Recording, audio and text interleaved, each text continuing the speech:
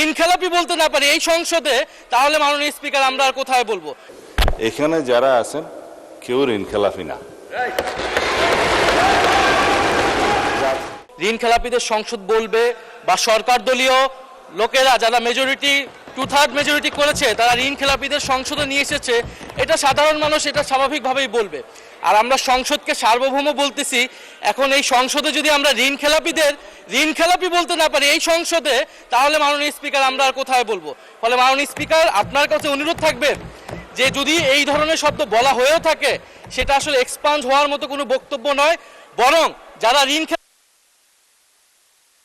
ধন্যবাদ মাননীয় chief whip. মাননীয় স্বরাষ্ট্রমন্ত্রী মহোদয় কিছু বলতে চাচ্ছিলেন। জি জি মাননীয় স্বরাষ্ট্রমন্ত্রী, আপনি আপনার কথা 2 মিনিটের মধ্যে শেষ করবেন দয়া করে। তার চাইতেও কম লাগবে মাননীয় স্পিকার। আর দাঁড়াতে চাচ্ছিলাম না। এই মহান জাতীয় সংসদকে আমরা জাতীয় সংসদের সকল সংসদ সদস্যদেরকে সম্মান প্রদর্শন করা আমাদের উচিত। আমি শুধু ইন্টারপ্রিটেশনটা দেব, কে কি বলেছেন সেটাতে যাব না। এখানে যারা আছেন কেউ ঋণ খেলাপি না।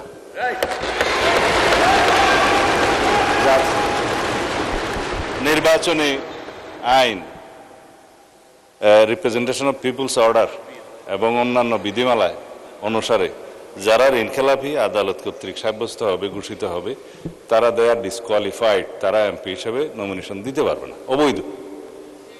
নির্বাচিত হয়ে এসছে তার মানে ঋণগ্রস্ত হতে পারে, নট ঋণ খেলাপি।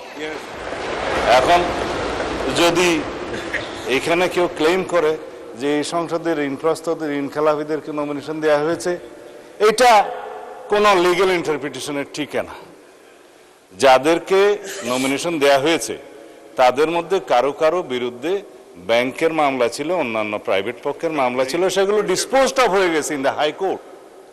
যখন হাইকোর্ট সুপ্রিম কোর্ট থেকে সেটা ডিসপোজড অফ হয়ে যায় এবং তাকে লেজিটিমেট ক্যান্ডিডেট হিসেবে ডিক্লেয়ার করা হয়, সে আর ঋণ খেলাপি নয় এবং তারা এখানে ইলেক্টেড হয়ে এসছে। এখন আমরা কেন বলছি এটা ঋণ খেলাপিদের সংসদ? কেউ কেউ ঋণগ্রস্ত হতে পারে ব্যবসা বাণিজ্য করতে যেয়ে, কিন্তু ঋণ খেলাপি হিসাবে যে এখানে ডিফেম করা হচ্ছে, it's a defamatory statement, it should be, I think, expunged. Thank you মাননীয় স্পিকার।